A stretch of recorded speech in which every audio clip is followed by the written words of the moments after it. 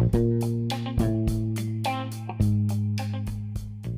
giant iceberg measuring over 600 square miles has broken off from Antarctica. Bigger than Barbados, Grenada, St. Kitts and Nevis, St. Vincent, Antigua and Barbuda, and almost as big as St. Lucia. And the aerial view is spectacular. Once again, welcome back to another episode of Focus. I hope you stick around because this is an amazing thing.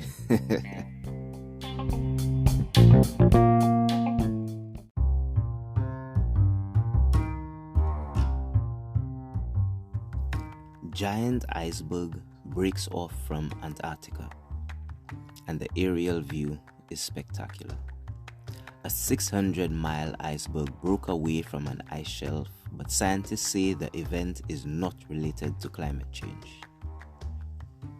There's a new iceberg off the coast of Antarctica. The yet to be named 600 square mile, which is almost 27 miles in length at least, iceberg broke away from the nearly 500-foot thick burnt ice shelf on Sunday during a particularly high tide known as a spring tide, according to a news release issued by the British Antarctic Survey, BAS for short. The calving event is part of the natural behavior of the burnt ice shelf and not linked to climate change. Bass glaciologist Dominic Hodgson said in the news release, satellite imagery captured the break, which occurred about 10 years after satellite monitoring detected growth in a previously dormant crack in the ice known as Chasm 1, and almost 2 years after a slightly smaller iceberg named A74 separated from the same ice shelf. A chasm is a crack in the ice shelf that extends all the way from the surface to the ocean underneath, while an ice shelf is a floating piece of ice that extends from glaciers formed on land. Ted Sarcombs, a senior research scientist at the University of Colorado at Boulder, wrote in an email that while the iceberg is a huge mass of ice, about 500 billion tons, it is far from being the largest iceberg ever seen, which rivaled Long Island. The calving event is not expected to affect the Bass Haley Research Station, which was relocated further inland in 2016 as a precaution after Chasm 1 began to grow. However, the new fracture puts the base within about 10 miles of the ocean, and the new cracking could occur over the next few years, forcing another expensive move of the station. Scambos wrote, the new iceberg is expected to follow a similar path of the A74 into the Weddell Sea and will be named by the U.S. National Ice Center. Unlike some previous icebergs and collapsed ice shelves that have been linked to climate change, the Bass press release said the break is a natural process, and there is no evidence that climate change has played a significant role. When scientists tagged the curious seal, he led them to signs of potential climate disaster. Rather, the chasm started to grow due to stress building up because of the natural growth of the ice shelf, said Hilmar Gudmundsson, a glaciologist researcher at Northumbria University in 2019, BBC story. Scambos compares the calving of the iceberg to a chisel on a board of wood. In this case, the chisel was a small inland called McDonald Ice Rise. Scambos wrote, the ice was driven against the rocky seamount by the ice flow, forcing it to split and eventually break off the floating ice shelf. The large iceberg calving, sometimes as large as a small state, are spectacular, but they're not just but they're not. They're just part of how Antarctica's ice sheet works. Scambo said most of the time they have nothing to do with climate change. But at the end of the day, it does affect our climate. Whether or not these natural processes are beneficial to us, you've got to bear in mind over the last 30 years though, the Arctic and the North and South ice sheets have declined dramatically by over 95%, or at least 95%, not mentioning temperatures in the Arctic are seeing double figures, 10, 13, 14, which is highly irregular and unusual.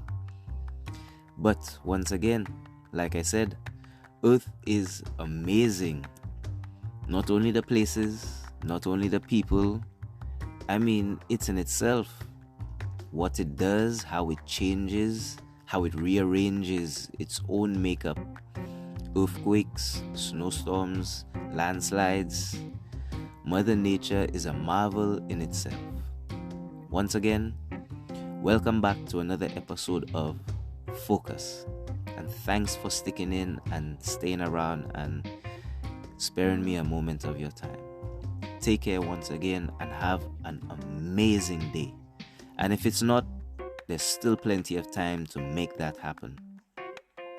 There's always time for change. Take care.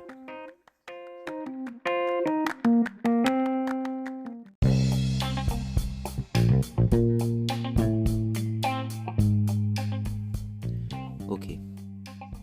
Thanks for staying tuned for the next section. And like I always say, our history is pretty vast and we're making it pretty fast.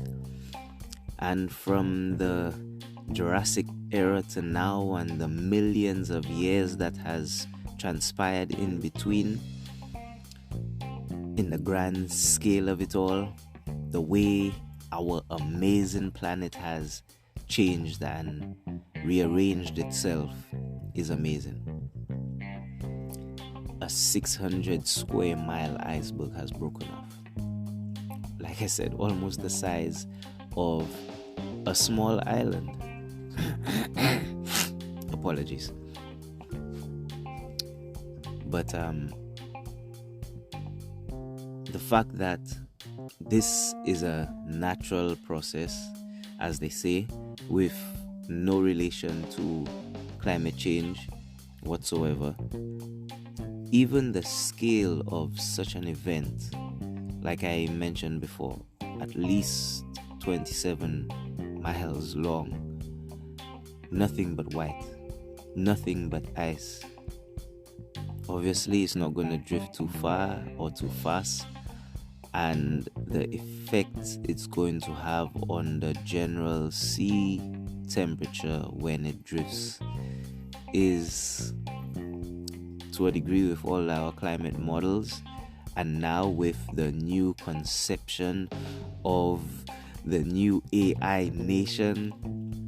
I'm sure by the time they put some artificial intelligence programs to work towards it, I'm pretty sure they'll have a pretty rounded out figure or a pretty good idea of how much that much ice could actually affect the sea level, or not just the sea level, but the sea temperature in not just the area where it settles, but along its journey.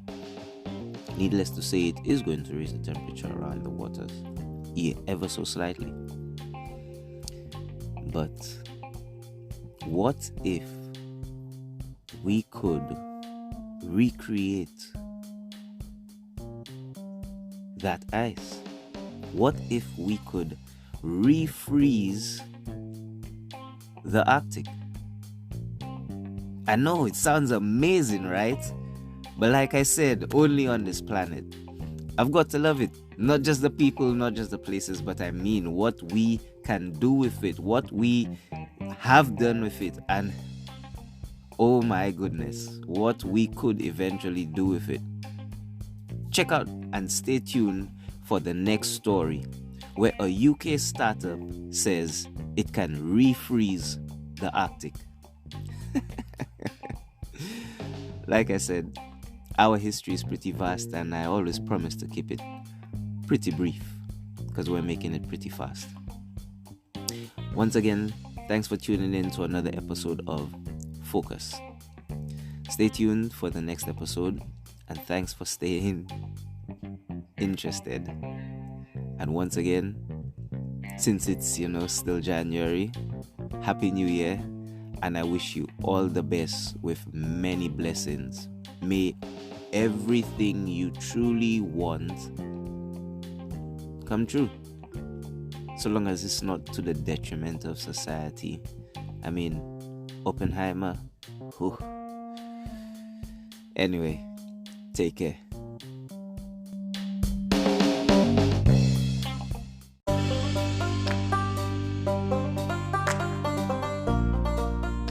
For links to the articles, check out the episode description.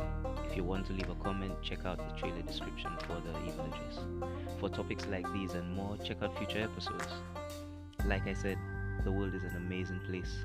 There's a lot going on, and sometimes we just need to take a moment to focus.